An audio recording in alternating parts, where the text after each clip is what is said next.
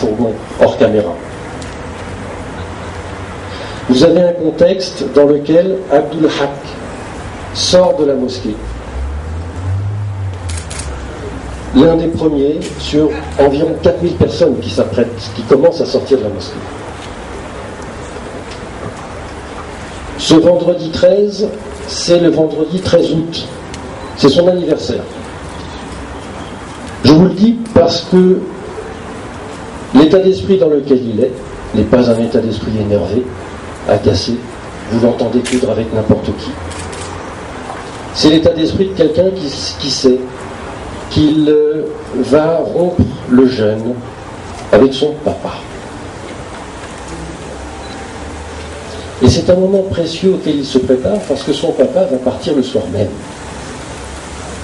Chacun de nous peut imaginer, parce qu'il est un enfant, parce qu'il est un papa, ou une maman, ou une fille de parents, ce qu'on peut ressentir.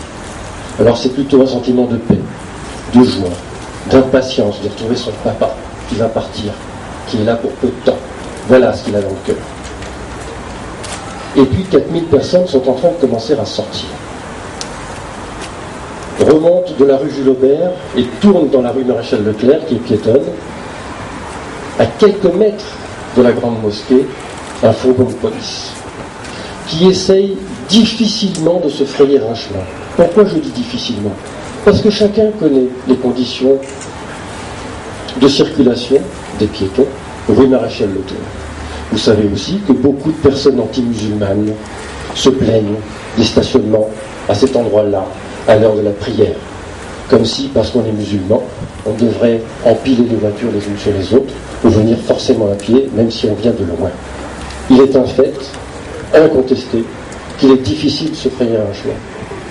Alors, soit les policiers qui conduisent ce fourgon sont totalement inconscients du moment et du lieu. C'est l'heure de sortie de la grande prière, 4000 personnes sont en train de sortir, on a bien sûr besoin d'un fourgon de police supplémentaire pour circuler. Et là, c'est de l'irresponsabilité dont on doit rendre compte.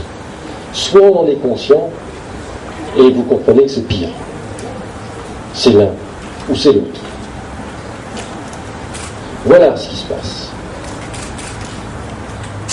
Et comme ce fourgon est conduit par des gens qui affichent une certaine morgue, une moue, qui sont en hauteur par rapport aux autres, eh bien tout le monde est obligé de s'écarter. Et c'est ce que fait Abdul Haq. Et c'est ce que font ceux qui l'accompagnent. Si vous allez sur YouTube, vous voyez, vous entendez, vous voyez une dame qui est en créole, qui n'est pas une dame musulmane, qui n'est pas une dame arabe comme on dit chez nous, qui est un badaud, qui ne sort pas de la mosquée, qui dit « Laisse Marmaïla. Marmaïla n'a pas fait rien. Elle a vu. Marmaïla n'a pas fait rien. » Le fourgon croise les gens qui passent. Et parmi ces gens, ceux qui sortent de la mosquée. On avait besoin de ce fourgon. Ah oui. Évidemment, tout le monde est obligé de s'écarter. Et Abdul Haq, comme les autres, s'écarte. Lorsqu'il arrive à hauteur de la roue arrière du fourgon, quelqu'un l'interpelle dans le quart de police. Et ça, on peut le voir. Donc je vais demander la saisie de la totalité de la bande de vidéosurveillance. Pas d'une partie qui intéresse certains et qui serait et pas de l'autre qui les gênerait. La totalité. Vous croyez que quelqu'un qui vient d'insulter fait demi-tour pour repartir vers les policiers ? Mais si c'était le cas, il ficherait le camp tout de suite. Non, il fait demi-tour, on le voit, et il repart vers les policiers. Pourquoi ? Parce que les policiers lui ont demandé de venir. Viens par là, toi. Et il vient. Et vous croyez qu'à ce moment-là, quand on revient de son plein gré, c'est pour insulter à nouveau, comme l'ont prétendu les policiers, qui ont prétendu qu'Abdul Haq, qui n'est pas très épais, dont la qualité première n'est pas d'être un athlète, mais d'être un grand costaud, leur aurait dit aux 5 ou 6 policiers, vous avez un problème avec moi ? Descendez, que je vous encadre tous. Ah bon, qui peut croire ça ? Qui peut croire ça ? Et là, les choses vont très vite. Des papiers. Et Abdul Haq a raison de dire non. Il n'a pas commis d'infraction, les policiers sont dans l'incapacité de donner une réquisition du procureur. Il n'y a pas de laisser-passer. Qu'un citoyen soit obligé de rappeler aux forces de l'ordre les exigences de la loi, c'est tout de même le monde à l'envers. Et là, vous voyez ces actes de violence terribles. Vous voyez le beau-père avoir une attitude que j'ai trouvée extrêmement touchante, très fraternelle, très paternelle, qui vient en protection, qui vient en médiation sociale. Cette personne-là est traitée comme la personne la plus vulgaire. Toi, on ne te connaît pas. Et quand la BAC débarque, toi, si tu ne te pousses pas, tu vas te faire bomber la gueule comme les autres. Voilà. Nous sommes à La Réunion, dans une terre riche de nos différences et de notre harmonie qui demeure à soigner toujours. Nous sommes en terre de France qui proclame la liberté et les droits des gens. Voilà le point où nous en sommes.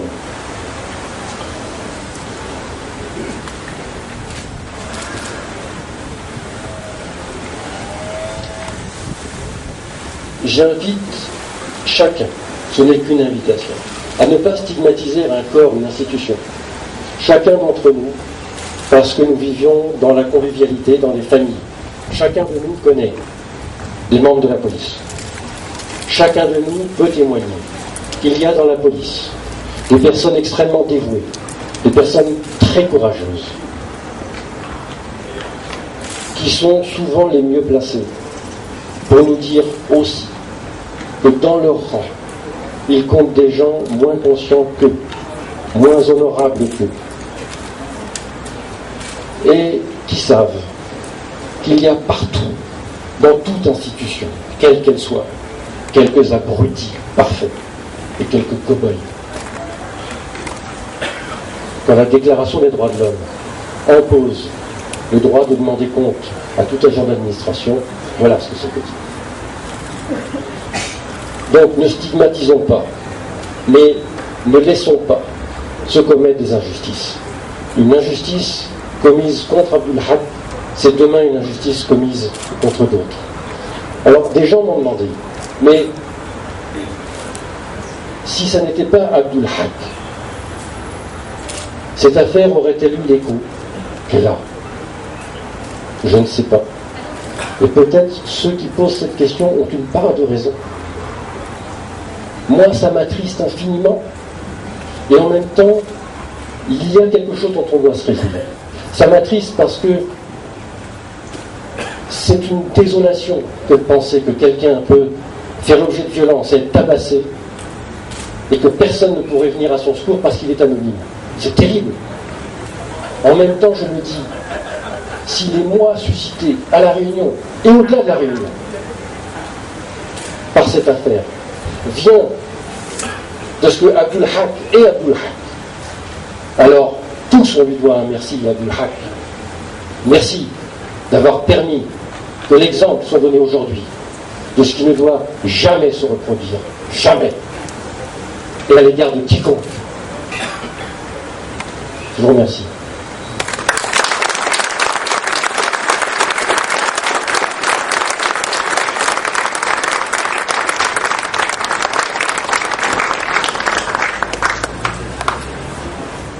On m'a posé également la question de savoir si des plaintes seront déposées. Je vous ai dit tout à l'heure que j'allais demander au procureur de la République de dessaisir la police, pour des raisons évidentes. Pourquoi? Alors, si la police est dessaisie, on déposera une plainte. Si la police n'est pas dessaisie, pourquoi vous voulez que je dépose une plainte, en sachant très bien le sort qu'il leur sera réservé? Voilà. J'indique aussi que la garde à vue, c'est une institution policière, judiciaire, légale, qui est actuellement très critiquée. Il y a des procédés qui est jugé anticonstitutionnels, il y a des procédés qui perdurent, qui devront cesser. Est-ce qu'on a le droit de dire à quelqu'un qu'on a interrogé pendant sa période de jeûne, qui a fait beaucoup d'efforts pour rassembler ses idées. Au moment où il peut enfin rompre le jeûne, est-ce qu'il est digne de lui dire « tu », parce qu'évidemment, le tutoiement bougnoule, ça existe encore. Tu pourras manger quand tu auras signé tes déclarations. Est-ce que ça, c'est correct? Est-ce qu'il est correct d'étrangler quelqu'un dans un fourgon de police pendant qu'un autre tient tendu le bras de l'intéressé? Dans quel pays vivons-nous? Alors qu'est-ce que nous avons à faire ici? Nous avons à être des témoins actifs, des témoins présents. Ça n'est que de nous que dépend ce que peut-être la Réunion aujourd'hui et demain.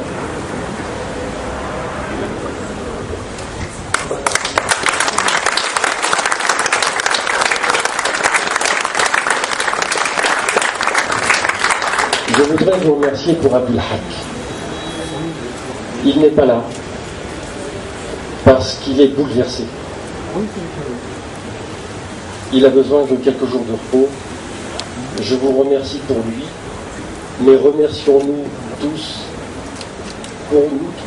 pour chacun de nous qui savons bien qu'est-ce que nous faisons ici. Et pour tous ceux qui ne peuvent pas être là, c'est nous-mêmes que nous remercions pour ce que nous faisons pour nous-mêmes.